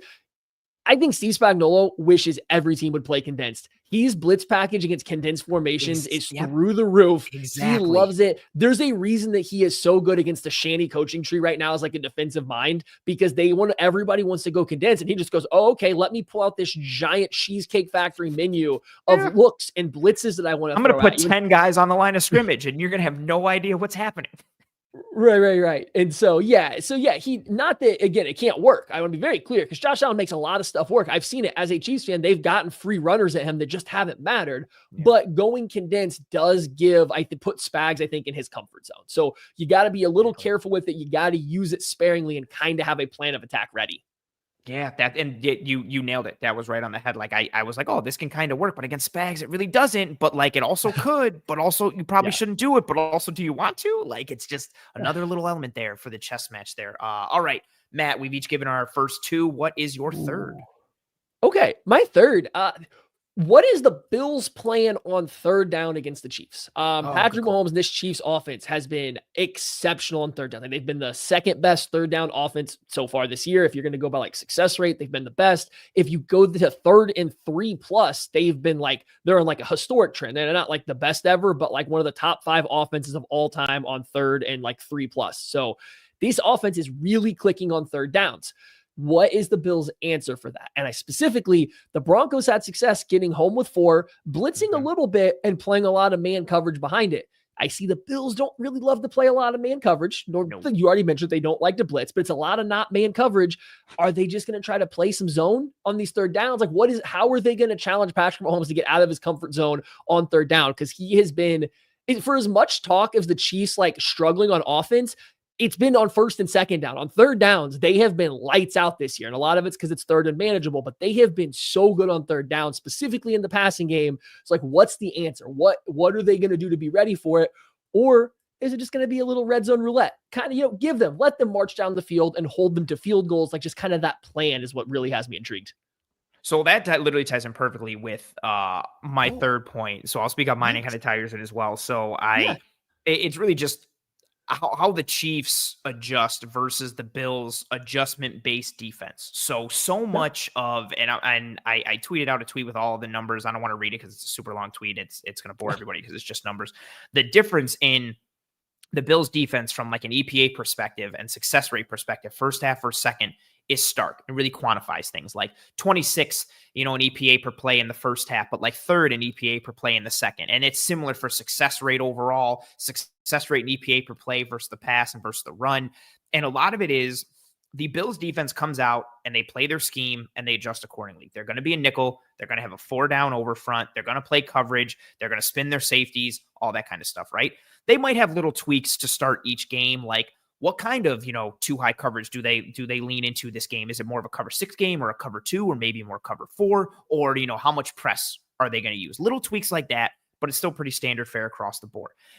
Then based off of what you do, they adjust. Maybe they walk a safety up sooner, maybe more run stunts, blitzes, maybe they ID a certain concept in the pass or run that's hurting them, and they learn to recognize it and take it away the next time. So it's that for the Bills versus the Chiefs, and kind of Andy Reid's like first 15 scripted plays, which he uses to like probe the defense and gather intel on how a defense responds to certain alignments, formations, personnel, et cetera, all that stuff. So you've got the Bills defense who adjusts based on what you do, and the Chiefs offense who adjusts based off of what you show in the beginning. So who adjusts accordingly, who adjusts correctly, and how quickly do they do it? Again, another like kind of chess match element of it, and tying that in with, and I mentioned it, you mentioned it just now too, like that jumped down immediately to me and watching the Denver tape against the Chiefs is like, I think the first literal 3 downs, it was 2-man and I think cover 1 and cover 1. But either way, it was 3 straight 3rd downs of man coverage on each one. Again, part of that is like, you have Surtain and Riley Moss, who's actually playing like a really good corner, but the Bills don't do that. Like they'll play some press, but it's usually like a press bail and like some zone after it. They're not leaning into a ton of man. And so I wonder, do they come out? And so like how your point ties into mine, like how do they come out after what they've seen? And is that their tweak to start the game? Is it more man coverage to kind of start this game? Or is it, no, we're going to stick with who we are and what we've done? We'll kind of see, what KC does, and then we'll adjust. And then that leads into a bigger thing because game script is so important for the Bills. You can't let the game get away. Like, does it take you too long to adjust? Or are you adjusting after an opponent hung 14 or 21 points on you and you've only put up 3 like Baltimore, and now you're kind of chasing your tail a little bit? I think like that again, it's just so funny, like you saying it, like I right off rip, I was like, oh, man coverage. And I'm like, the Bills aren't going to do that. And I was like, is that going to be their tweak? Is that something they do? Because traditionally, they really just show up with like their identity and who they are, and they just tweak it a little bit. Yeah, no, I like that would be a perfect wrinkle to toss in there, right? Would be going a little bit more man coverage heavy against the Chiefs because they don't have great answers. Now, Patrick Surtain is a different animal than a lot of other corners in the NFL. And like part of why the Chiefs probably feel a little comfortable against man coverage where they are right now is DeAndre Hopkins, while he's not what he once was, he's still capable of getting you a win versus man coverage on third down here and there throughout a game. Travis Kelce still gets you a couple wins here and there throughout a game. So if you don't have Surtain who can essentially erase the Hopkins element of that, and it's just one guy, can you get away with it? Do the Bills have somebody that will be able to take Hopkins away? Because Patrick Mahomes is getting more comfortable looking for him in those high leverage spots. So can they, one, will they do it? Two, can they do it? And if not, like, how are they going to handle the Chiefs zone beating stuff? Which, to be fair, teams this year have done better than years past on earlier downs. You know, people are getting used to how Andy likes to flood zones. They've been getting more guys over there. I don't want to say Andy Reid knows more about football than I will ever know in my entire life, but it almost looks like the entire NFL, after trying to chase him for, a half decade now, is kind of catching up a little bit to how he likes to attack zone. So when do we start seeing the change ups? What are they? But then you go look at the numbers. You're like, well, on third downs, I guess it doesn't matter because 15's still back there making it work. So like, yeah, just that chess match. I'm with you. That's going to be a great one to watch. Yeah, and a really good call too about kind of people maybe catching up a little bit. And I also wonder if it's not necessarily even just Reed, but like league wide, people love to run like flood stuff. And like before, I don't know, like 3-4 years ago, Andy Reid was doing 4 strong and everybody was like, wow, look at him using 4 strong. And now everybody's like, we're all going to use 4 strong and we're all running sail concept and flooding every zone. And we're going to drain coverage and check it down and all that stuff. Yeah. So it's funny. Again, the cyclical nature of football, and everybody kind of copycats and figures things out. And I wonder, the more people have copied Andy Reid, it gave more defenses more of an opportunity to catch up to that, which allowed them to kind of catch up to Reed. But then again, he keeps the stuff in the back pocket and kind of go from there. I'm going to trudge on and go over some things to kind of wind down here on this episode. So we will still be continuing this episode of Disguise Coverage, but we have kept Matt here long enough and we have to say goodbye. Matt, you gave your 3 points. They were tremendous. You were awesome as always. I appreciate you taking time out of your very busy schedule to join me here. It was awesome kind of wasting too much time before we went live and chopping it up offline and then speaking here on the show. Just in case people don't know who you are, what you do, where they can find you. I always tell everyone that, if you are a Bills fan, you need to stay up on every other team because every other team is your enemy. And I think you are legitimate, like the best go-to for Chiefs stuff. And you just know football in general as well. So feel free to plug anything and everything you got. The floor is yours. I appreciate that. One, I am always happy to come on, talk some ball with you guys. I'm very excited to do it again later in the playoffs when we get to run this back in that game that matters more later this year because it's going to happen. So like very excited for that. Thank you for having me. If you want to follow me on Twitter, it's Matty_KCSN. I'd say as a Bills fan, don't look at my tweets during the Chiefs Bills game because I tweet like a fan. In between, outside the game, we're all good. But during the game, I tweet like a fan. So just fair warning for that. But no, you can check me out on Twitter if you want to follow me or just KC Sports Network. We do a lot of different Chiefs coverage. Me and all my buddies that I work with, we have a lot of fun. I've said it every time I came back. Cover One was kind of a little bit like one of our inspirations that we pulled from when we started our company. And so I always appreciate getting to come on and talk about that and share that. Besides that, I do got to slide out of here. I'm excited for the game. I have to point out, it was subtle, but my dig here, I'm running out of space for Super Bowl hats here, buddy. And I don't know if you've seen this. I got, my mantle's getting full. I got one over here hanging out on some bottles. Like I'm running out of space for Super Bowl hats. You know what's funny is when you joined offline, I legitimately noticed that right away. And I literally said to myself, I was like, is he going to have to replace the red Chiefs helmet with another hat if they win again? I was like, what is he going to do? Man, you are the worst. Enjoy, I guess, the rest of your Tuesday. I will see you in the DMs. You're awesome. I appreciate the hell out of you. Yeah, enjoy the rest of your night. You're the worst. Today. Godspeed. I appreciate you. Thank you. You guys have a good one, guys. Later. Oh, man. Good stuff from Mr. Matt Lane. Yeah, and legitimate, like an awesome follow, knows his stuff, even if it's Chiefs related or not. A legitimately awesome follow. Thank you very much to him. Again, we're going to trudge on for a couple more pieces here to talk about. A lot of intensity in the chat tonight, I was noticing from, I guess we had some Chiefs people in here. A lot of intensity. I wanted to grab this comment here from Richie. Appreciate you popping in, Richie, and for the super chat as well. Richie says, KC fans will disagree, but how much does KC value a game and possible win against us with Coleman, Kincaid, and possibly Cooper out? Those injuries, injuries happen, but be honest, I think to your point, I don't think they care. I think KC fans and the team in general, they want the win. Matt talked about it earlier when we were kind of leading into it. If the Chiefs win this game, they're ahead of the Bills by 3 in the loss column. You're looking at the Steelers there with 2 losses, but I don't think that's necessarily a team that anyone thinks is going to really fight for that 1 seed. So if the Chiefs can win this game, they move significantly forward towards wrapping up that 1 seed. I don't think Kansas City fans, who care who's injured as long as they get the win. And I also kind of take it further, something Matt and I talked about earlier. I don't think KC fans care whether or not they lose this game too much. I'm sure there is some element of it and bragging rights to it. And, being able to move 3 ahead of the Bills in the loss column and potentially wrap up the 1 seed and let some guys rest down the stretch. But I'll even kind of tie in my perspective here. I want the Bills to win this game because I still want to chase that 1 seed. And this is a move towards that and a step towards that.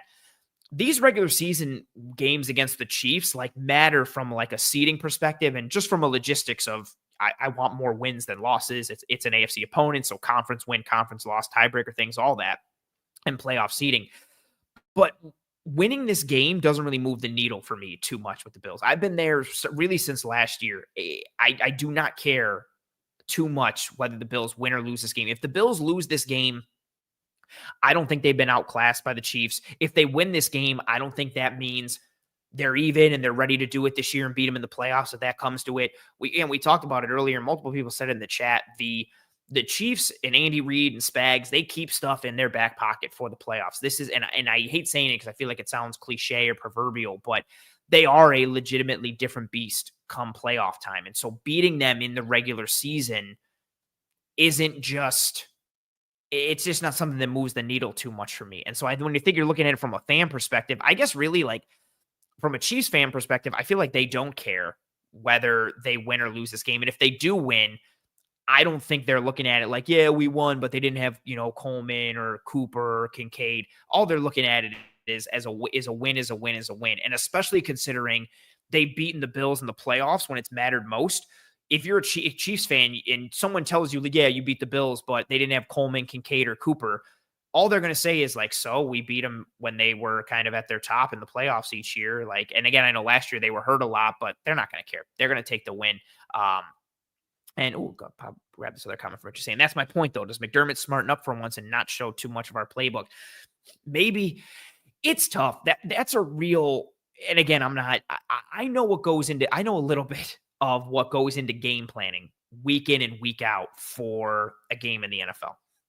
Not as much as actual people in the actual NFL who are doing this weekly as their job, but it takes a lot to game plan and to execute in game. I don't think it's that easy to kind of keep things in the holster and not show everything. I think it's easy to not show everything. I think it's hard to limit yourself and still put your best foot forward. It's a fine line. The Chiefs have been doing this for years, and several other teams have done it as well.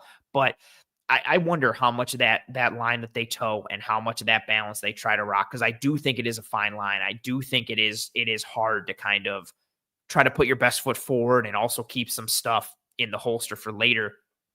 But yeah, it's an interesting scene of how these regular season games of the Chiefs have kind of gone. I think the first regular season game after they lost in the AFC Championship was a big one because you had lost in the regular season previously to the Chiefs, then you lose in the AFC Championship. And then getting that regular season win was okay, you've shown you can beat the Chiefs, now kind of move forward. But then having these playoff losses continue, I think it's put to a point from I don't think the wins or losses mean too much. If anything, I think a loss for the Bills might hurt a little more because if you take into account the Chiefs are probably keeping some stuff in the holster and they still beat you knowing that they were keeping some stuff in the holster, maybe that bothers you a little bit more or hurts you a little bit. But yeah, I think this is really interesting just I'm looking at this purely from a logistical perspective. I know it's the Chiefs, and so it is ratcheted up a little bit and, amped up a little bit more, I will say. But I'm personally looking at this game purely from a logistical standpoint of it's against an AFC opponent. It is against, a team that you're fighting for the 1 seed. Other than that, I'm not putting too much stock in it. The value of the win or what it means going forward for either team, I think both teams are looking at it logistically. I think most fans are looking at it logistically as well, potentially. But that was a really good question and comment. Richie, I like that. And yeah, I like your comment here saying playing the Chiefs is far more mental at this point. Yeah, man, it is tough. It is really tough. And that's so tough. You got to beat them on the field physically and execute, but then you're also kind of fighting shadows and ghosts in your head. Yeah, it's tough, man. Grab this comment from Zach, who's saying, always enjoy this conversation you have with Maddie as a Chiefs fan. Oh, that's awesome. Appreciate you, Zach. And Zach says, do you think that the Bills also keep some things back since the AFC East is not as tight as it has been in previous years? Yeah, I do think that's a really good question. Do they start to do that? I think it comes down to how comfortable do they feel winning the AFC East and just getting to the playoffs versus trying to, keep the 2 or the 3 seed. Because if you are the 2 or the 3 and the Chiefs are the 1, you pretty much guarantee you're not seeing the Chiefs until the AFC Championship. Obviously, you'd probably rather be the 2 than 3 because then you have home field advantage through the first 2 rounds until you potentially play the Chiefs in the third. So it kind of, the AFC East race, if the Bills are running away with that, that's all well and good. But I think it factors into a little more of the conversation of where are they trying to get from a seeding perspective. I think every team, just as a general rule of thumb, wants to win without having to exhaust everything from their playbook or everything, without having to, fire all the bullets from the chamber. I don't think any team wants to empty the clip until playoff time, until they absolutely have to. So I do think teams kind of keep some things close to the vest and only release things as necessary. But I think the amount of things they release or when is really determined by what you're trying to do from a playoff perspective. I think that, again, the Chiefs, to just use them because they're playing them in this game, there's the road that they have walked and succeeded on the past couple of years, the teams that they faced, the road, home, all these pieces, right? I think they're in a spot where they're like, we just want to get to the playoffs. We don't care if we're the 1. We'd like to be the 1, but if we're not, okay. If we don't win the division, okay. We know we can win as many games as we need to and get there. So they think they're probably in a better spot to keep more things close to the vest versus the Bills. Maybe, how much do they want that 2 seed or that 1 or that 3 seed? How important is the seeding aspect? And then how much do they have to shoot to get there and kind of empty the chamber a little bit? But I think that's a really good question. I think it's a great question. And in general, tying back to Ken Dorsey last year, I remember, before he got fired, it was like, well, he's still not leaning into the Josh Allen run game. How come he's not running Allen? I still believe that he was saving that until down the stretch, until the playoffs. And that's a really good example, right? He got fired before he was able to fully unleash that part. And so he was sitting there thinking, I'm going to keep this in my back pocket until I need it. And he never got to that time when he needed it. That's also a good balance too, right? Again, it comes back to how much do you need to show to get these wins. I think most teams want to keep things as close to the vest as they can. It's just a matter of if you can consistently win by doing that. You don't want to get to the point of being like, you know what? We're not going to do this in the regular season because we're saving it for the playoffs. And then you doing that torpedoes your playoff hopes and playoff chances because of your performance in the regular season because of what happened. So it's a fine line, but I do think they will kind of keep some things back. I think it's a different mindset. But that's a really good question. I like that. Bum, bum, ba, ba. This Ken. So Kenneth here is a Chiefs fan. This is tying into Richie's comment from earlier. Kenneth says, we don't care who the other team is missing when the Chiefs are missing so many people. That's a good part too. I think the Chiefs have been banged up. I think every fan base is going to argue like, well, our injuries are worse, or no, ours are worse, and will we have more? Yeah, but the players that are hurt for us are better. It's tough, but yeah, the Chiefs are banged up in a variety of ways as well, but potentially getting healthier with Pacheco, his window opening up, and Omenahu's window opening up as well. Zach with another question saying, what is y'all's confidence level in Joe Brady against the Chiefs team versus how you felt with Dorsey and Dable?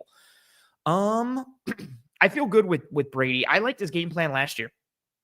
In the playoffs, I think he took what was available. I thought the Bills moved the ball well. I think if the Bills are a little bit healthier last year on defense, that game legitimately could have gone another way. Like Rasul Douglas is playing on one leg, no Christian Benford, obviously no Matt Milano. just how banged up they were all across the board. Daquan is back, but his pec wasn't 100%. I think I mentioned no Benford, no Bernard, no Milano. Douglas is playing on one leg.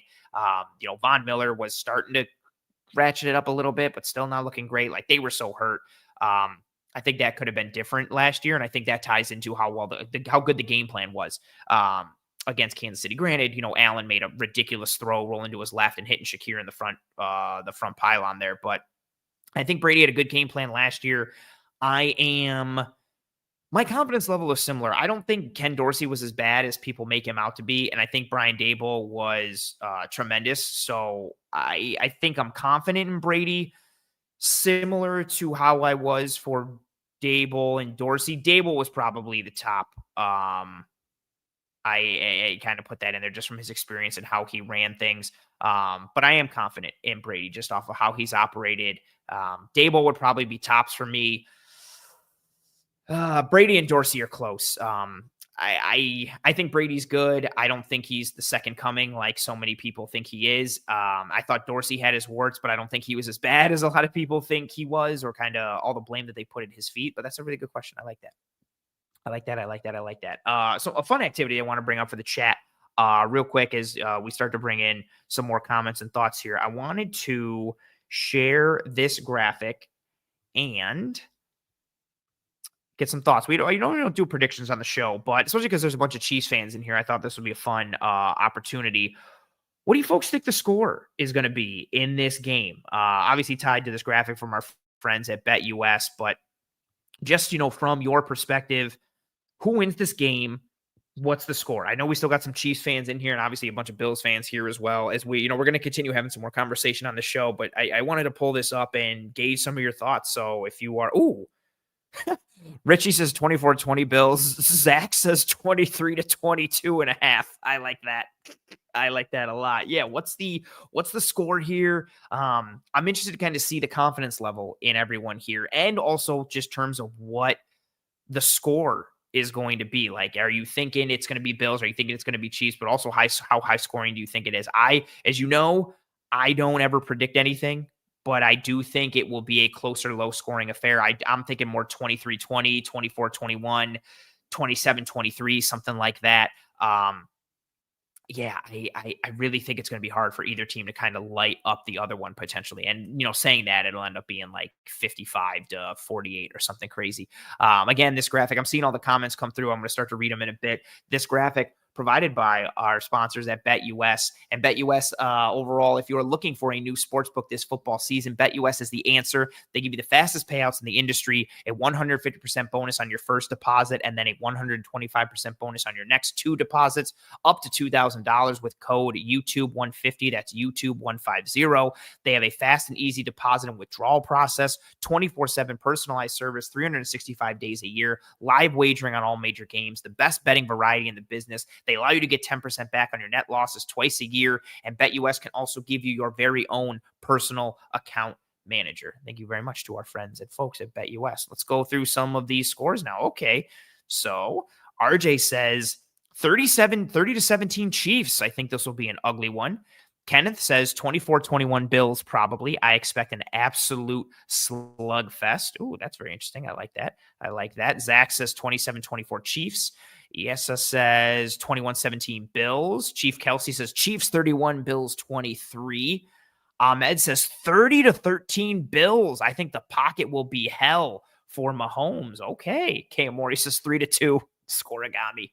I like that. Okay, Sespinar saying I can't predict without knowing who is playing wide receiver 1 and tight end 1 for the Bills. I like this from Kenneth saying whoever has the ball last probably wins. I think that's actually pretty fair. Wyoder says 26-24 Bills. Ooh, I like that.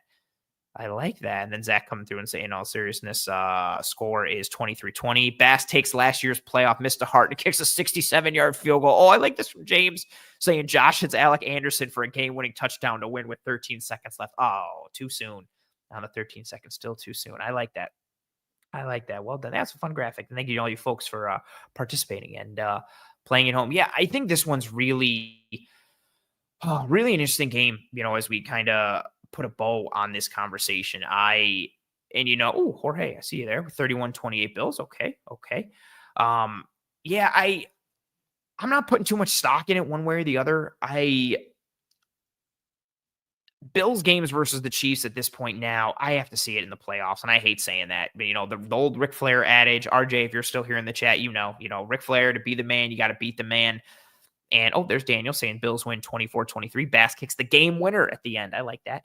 To be the man, you got to beat the man. And the Bills have beaten the man in the regular season, but they haven't in the playoffs. And I think, Will's saying the Bills will win the regular season game every year. It's what sets up the playoff collapse.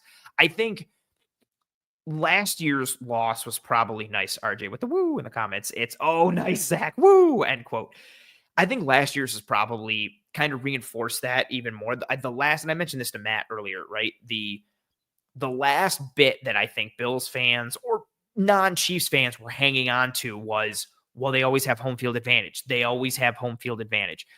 They didn't last year, and they went into Buffalo and got the win. They went into Baltimore and got the win. And I know neither of those wins were completely convincing. I know the Bills were super banged up defensively in a lot of ways. And I know Baltimore, Lamar was banged up, and the Ravens had some stupid turnovers in that game and some ridiculously fluky kind of lucky plays, however you want to break it down. But the Chiefs still did the thing that they've done pretty much every other year, which is go to the Super Bowl as the AFC representative and then win the Super Bowl. So last year, I think, was that last little shred of like, okay, this year can be different. I think right now, so last year I was like 70% in the camp of like, until they beat them in the playoffs, I can't predict that they're going to like kind of get over that hurdle. But in the back of my mind, there was that 30% of like, well, the Chiefs haven't played on the road. Maybe if the Bills get them in Buffalo, we can kind of see what happens. That went out the window for me last year. So this game is purely logistical for me when it comes to seeding, when it comes to a win versus a loss. It is the difference between being, 9-2 or 8-3 and having another loss against the AFC. And then also let's talk about from like a larger perspective as well. Not that national narratives matter, but how much does that national narrative potentially change a little bit for this Bills team? Your 3 losses would have then come to the Ravens, the Texans, and the Chiefs. So the 3 best teams that you played, you lost to all 3 of them. I know the Cardinals are starting to really, start rolling a little bit. Like who is the Bills' best win on paper right now?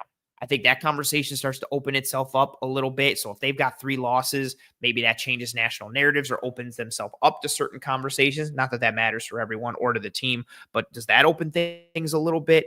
And then also just now you've hurt yourself further for tiebreakers with Baltimore, with Houston, with Kansas City, because you've lost the head-to-head to Baltimore and to Houston and to Kansas City. You've got 3 losses. All of them are in the AFC.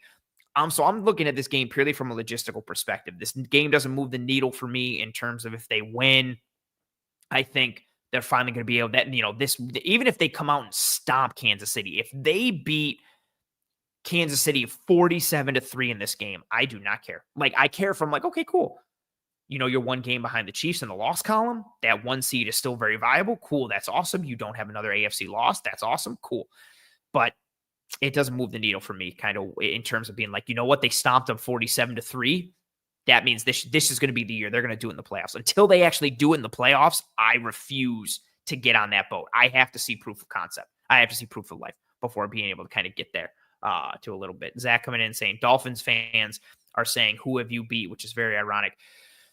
Man, Dolphins fans are just, I don't think any fan base is perfect. There's a lot of fans that kind of are out there. And I think most fan bases are more similar than they are different. But yeah, that's super ironic and super fat. Funny, I should say. I combined funny and bad and said fat. I like this from Zach too, saying Baltimore decided not to run the ball when it was working. That's the mental aspect when facing the Chiefs. Yeah, they kind of psyched themselves out. Didn't run the ball. Lamar was a little banged up. Couldn't run himself. Wild. RJ saying, one day I'll have to tell you my Ric Flair story. It's actually safe for work, surprisingly. DM me that story. I want to hear that story. Don't tell it here, but I want to hear that story for sure. Yeah, it's going to be, I think this game is going to be fun, though. I do think it's going to be close, like a lot of you said in the chat when it came to predicting the score line and tying in with our BetUS graphic there. So I do think this is going to be a close game. I don't think it's going to be too high scoring. This Chiefs defense is really good. Like Matt said, they do have some vulnerabilities, especially that corner 2 spot. And like I mentioned, the way they play defense and how attack-minded they are and how aggressive they are combined with their creativity, that can work against them. potentially a little bit. There will be spaces, there will be voids and areas of opportunities to attack and coverage, but can your protection hold up long enough to hit those voids? Can your quarterback find those voids? Can your guys get to them? All that kind of stuff. It really is like a game. I was talking about this with Daniel Harms earlier today, who is a really great follow on Twitter. Does Chief stuff, also does stuff for the Draft Network. Really great scout and football mind who knows this stuff and X's and O's. We were talking about on the DMs earlier today. And yeah, Kenneth says it here, like the Chiefs defense has been weaker since the Watson injury. 100%. Like Matt said, Jalen Watson was playing really good ball. I do think like the Chiefs defense with Spags is very much, can we get you before you get us? And it just happens to be more often than not, Spags gets you before he gets got. But if you can just, kind of gum up their pressures a little bit, if you can just hold on to the ball enough, there are spaces there. And it's varying. You can attack the flats. You can attack the middle. They're showing 6th the line and they'll drop a couple defensive tackles and then rush some non-traditional rushers. There are spots to hit, but it's a matter of, can your protection hold up? Are you in enough of a known passing situation or true drop back situation where they can't just tee off and dictate your protection to you and attack your protection and make you vulnerable? There's so much of the chess match aspect that I think makes this game so fun and so interesting. I do like the matchup of can you get Dawson Knox or Dalton Kincaid if he's healthy? And if he plays, how healthy is he? Can you get your tight ends on Nick Bolton? He's improved in coverage as the years have gone on, especially since he came out of Missouri, but he's more of a run stopping linebacker. Can you kind of take him a little bit? Can you attack him a little bit? I do think there are some matchups to be had and some space that can work for you. Also, one last piece I wanted to mention, the run game is so tremendously important to this Bills team. Run the ball at Chris Jones with regularity. And there's 2 ways that I want that done. So I want to run duo and have those double teams attack him left, right, and center. I want to beat him up as much as possible for the entirety of the game. I want to run duo right at him. And then the Bills run, we've talked about it on the show. I've broken it down on tape, on Twitter, and here on the show. Those weak side mid-zone runs, right? We've seen it where you have your linemen, you usually got 2 tight ends attached to the line of scrimmage, or you'll have trips or a 3-by-1 set. And that 3 is usually away from, Deion Dawkins, we'll say in this example. And so you've got Deion Dawkins, it's just Dawkins, and then it's Edwards, and then it's McGovern, it's Torrance, it's Brown, and then say 3 eligibles to the right of Spencer Brown. They will run that mid-zone run to that weak side, away from the 3 side, away from the tight end side. They'll run that mid-zone. And when you're doing that, normally, just based off the alignment and based off of what you have there, usually to that mid-zone side, you are getting a 1-tech, which means because teams are usually going to put their 3-tech to the strong side, which is going to be that 3 side of 3-by-1. So if you're running to the 1 side, that weak side with the mid-zone, and again, mid-zone runs, aiming point is usually the inside leg of the offensive tackle or kind of at the butt of the offensive tackle. When you're running into that weak side, you probably have a 1-tech to that side. So Chris Jones is going to be on that strong side. Usually on that strong side, you're getting a double team working on there. Give me mid-zone weak to the left side, to the Deion Dawkins side, so I can have Osiris Torrance and Spencer Brown double team and beat up Chris Jones as much as physically possible. And then run duo to that right side again. Give me double team blocks with Spencer Brown and Osiris Torrance as much as possible. Chris Jones is one of the best still game wreckers in all of football. He's quick. He's athletic. He has tremendous hand usage. He's smart. They line him up all over the place too. They'll put him on the interior. They'll line him up, in a wide alignment to attack the offensive tackle. They'll line him up in a wide 9, a wide spot to go one-on-one with the tackle. They'll line him up in a wide alignment on the interior to get him kind of on an island and one-on-one against the guard. They can do so much with him. You got to beat him up. You got to beat the hell out of him. He's tremendously talented. You are not going to stop him. You are not going to erase him. You just need to mitigate him. And I think you mitigate him by running the football at him and beating the hell out of him as much as physically possible. Yeah. And then aside from that, you still got to deal with Dana and Bolton and Karlaftis and Chenal and Tranquil and everybody else that they rotate between the 2nd and 3rd level and all these dudes. Yeah, it's still going to be a handful, but run at Chris Jones, beat the hell out of him, make him play the run more than the pass, and then start to go play action and make him and the entire Chiefs front have to play run on their way to rushing the quarterback.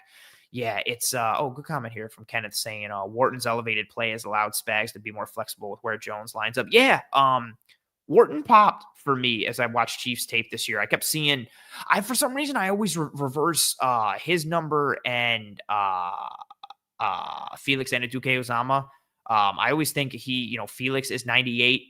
And then I always confuse and forget that Felix is 97 and Wharton is 98. Also, like, why would Felix be playing like on the interior like that? But yeah, Wharton has done some stuff.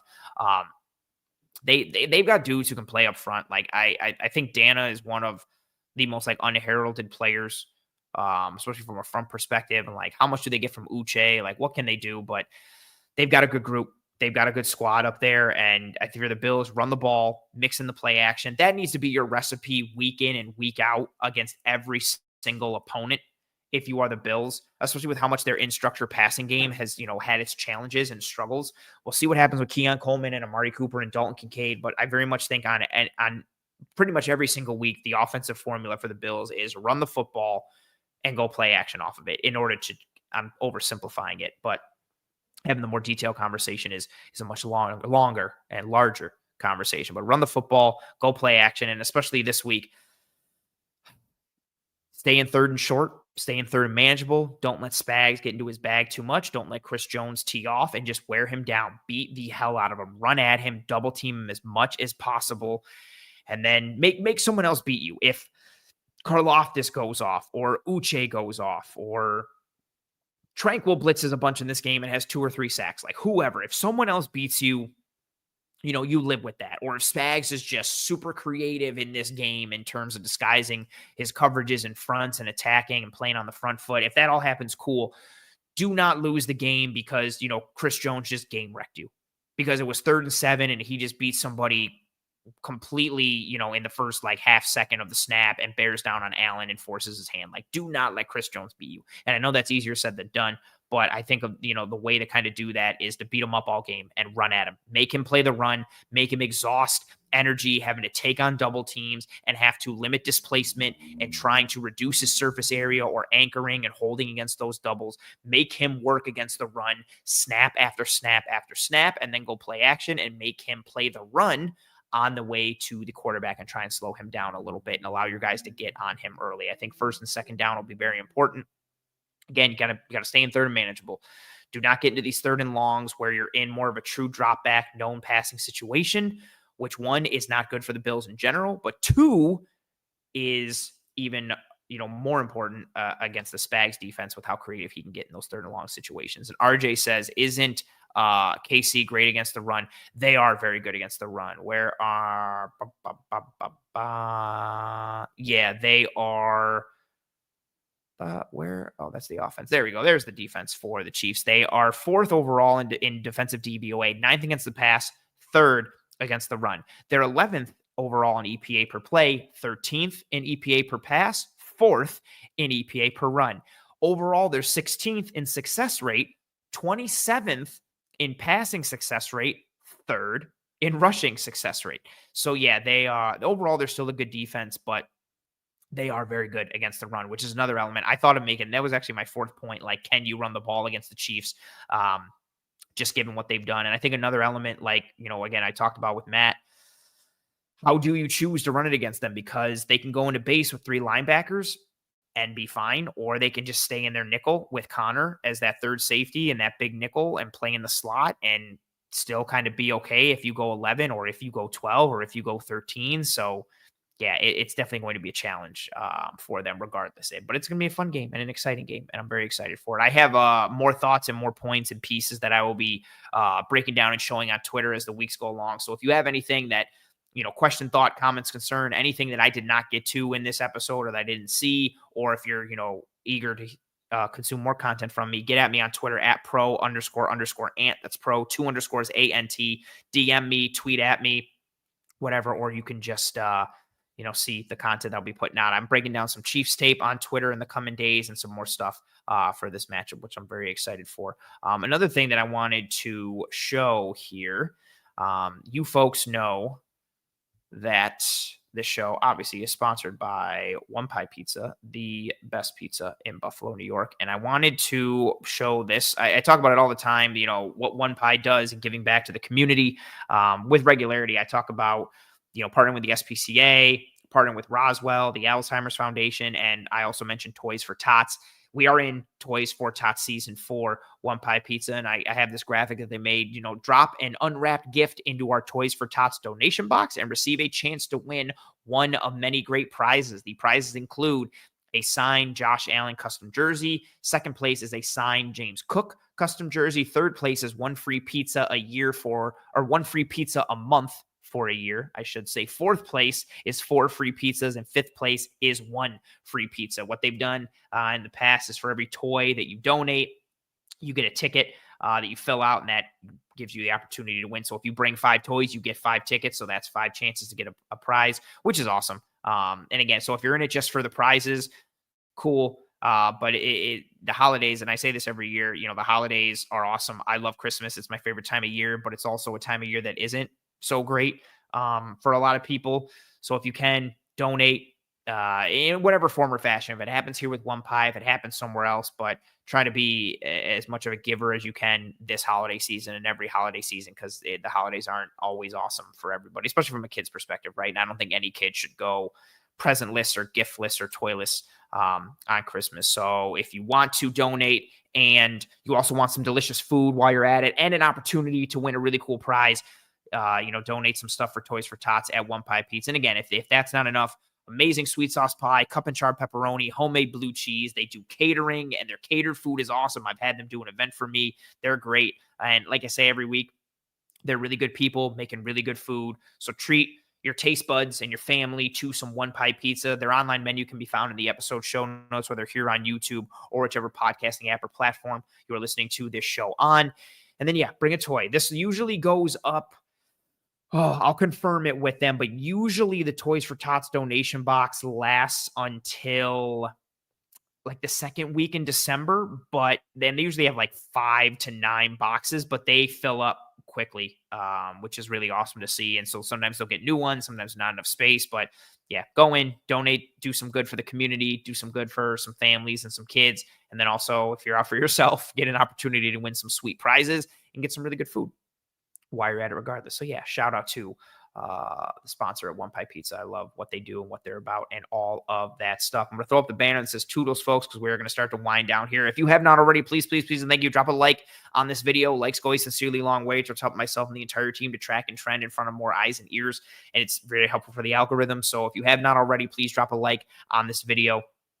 It means a lot to myself and the entire team. If you're listening to the show on one of the podcasting apps or platforms, that's cool too. Please rate and review and subscribe on whatever podcasting app or platform you are listening to this show on. If you're here on YouTube, turn on notifications for the Disguise Coverage playlist. Subscribe to the Cover One channel. Tell your family and friends and loved ones about how awesome this show was. If you thought this show was terrible, tell your enemies and try and ruin their day by making them watch this show. Appreciate the comments coming in for One Pie. They're again, the food is awesome. Like I don't say they're the best pizza in Buffalo because they sponsor the show. They sponsor the show because I think they are the best pizza in Buffalo. And then it's awesome to see them give back and kind of pay it forward. So it's always nice to see them do that year after year. RJ says, I was already sad about the upcoming KC game. Now you have to hit me with underprivileged kids. That's why I'm a big supporter of Toys for Tots. I'm sorry to bring the sadness, but it's I've been a part of doing toy drives and Toys for Tots and donations, even going back to, before I moved back to Buffalo when I was working in New York City and living there for 9 years. It's an even bigger aspect there.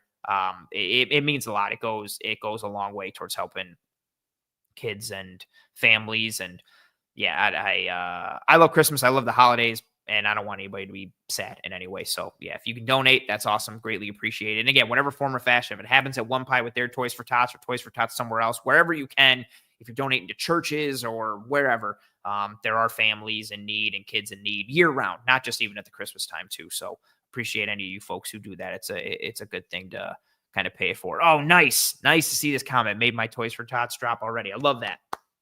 That's awesome. And appreciate the kind words for myself and the show and for Matt. Thank you, of course, again, to Mr. Matt lane of the KC Sports Network. Find him on Twitter. Find him on Twitter at Maddie_KCSN. Again, he is one of the main heads out there at KC Sports Network. They do really great stuff breaking down the Chiefs and football in general. So give him a follow, check out their stuff. And yeah, that'll do it for us here on this episode. Thank you very much to all the folks who joined me live. I greatly appreciate it. It was awesome to see all you folks joining in. Also, feel free to, if you have the time, leave a comment on YouTube. If you like this format of the show in season, or if you want more film breakdowns and individual aspects, I've done a couple of the offline recorded episodes that I've dropped earlier on the day or in the day on Tuesdays. A couple weeks ago, I did that live episode purely breaking down film on Keon Coleman. Do you want more of this matchup specific conversation against the upcoming opponent? Do you want more individual film breakdowns on players or larger team elements? Whatever feedback you got, give it to me on Twitter. Give it to me on YouTube in the comments, whatever form or fashion. If you're a member of our Discord channel, message me on Discord. Where I welcome all that feedback. I'm considering kind of tweaking some things a little bit. So any feedback from you folks would be greatly appreciated. Enjoy the rest of your Tuesday. I hope you and your family and friends and loved ones are all doing well and staying safe. Be kind to one another. Take care of one another. Thank you again to BetUS for sponsoring this episode, another episode of Disguise Coverage that was powered by BetUS Sportsbook and Casino. I appreciate you folks. Enjoy the rest of your Tuesday. I hope you and your family and friends and loved ones are all doing well and staying safe. Be kind to one another. Take care of one another. Godspeed. And as always, go Bills.